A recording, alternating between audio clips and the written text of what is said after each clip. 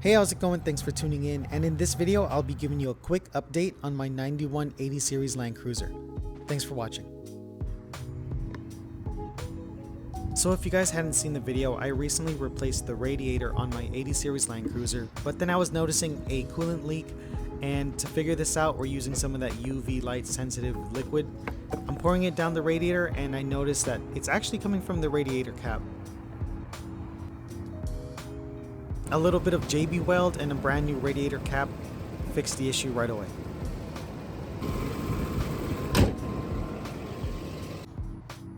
The next issue to address was the failing fuel pump. I should have replaced this fuel pump when I replaced my gas tank a couple years back, but I totally forgot about it. We'll be installing a Delphi fuel pump that I found off of Rock Auto.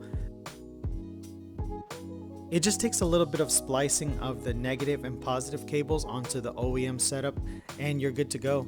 It does also come with the new sock filter for the fuel pump, which was nice.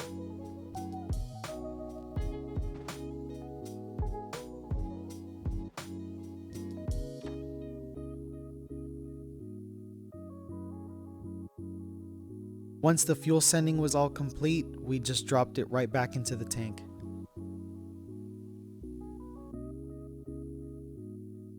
The idle is a lot smoother than it was before, and under acceleration I noticed a little bit more go on this truck now.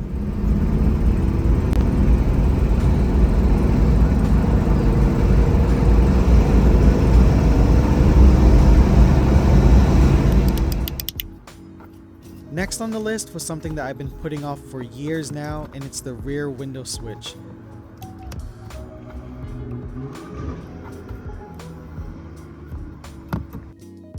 Before I completely replaced the window switch, I wanted to see if I could take it apart and see if the internals were messed up or something and put it back together, which worked out great because it just turned out the contact points weren't engaging all the way, and after bending them back into the shape they should have been, I guess, it worked. I don't know if it's maybe just an age thing that they just wore out and flattened out, but once I bent them back into shape, the window works.